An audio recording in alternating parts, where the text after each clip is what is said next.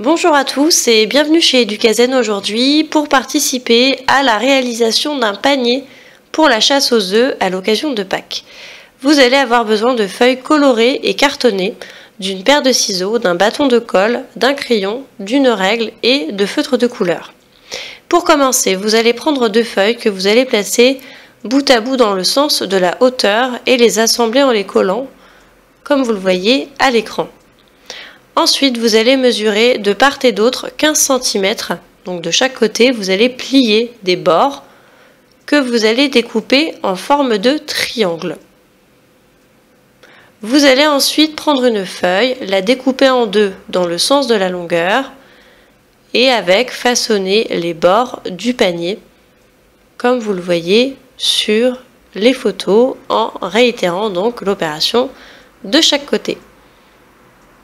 Ensuite, vous allez passer à la réalisation de l'anse en découpant dans une feuille cartonnée deux larges bandes de papier que vous allez coller bout à bout et ensuite les assembler sur les extrémités des triangles du panier.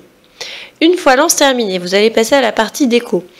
Il vous faudra découper un petit nuage dans du papier, le colorier si vous le souhaitez, et le coller à l'arrière du panier, ce sera donc l'arrière de la poule. Vous allez réaliser la même opération pour la crête et la coller à l'avant. Vous allez ensuite dessiner deux petites pattes qu'une fois découpées, vous collerez par le dessous du panier. Ensuite, vous allez faire donc les yeux, très simple, à colorier sur la moitié avec un feutre noir. Une fois collé, vous allez passer à la bouche et enfin au bec. Pour coller le bec, il suffit simplement de le rabattre et de faire un angle droit. Et sur cette partie, vous allez placer la colle.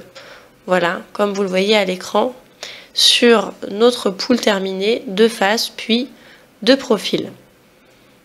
Pour finir, si vous le souhaitez, vous pouvez ajouter de la paille au fond de votre panier. Nous vous proposons de la fabriquer en découpant de très fins morceaux de papier cartonné en grande quantité que vous allez placer au fond. Voilà, donc il n'y aura plus qu'à garnir la poule. Nous, vous voyez, on a mis les œufs qu'on avait chassés.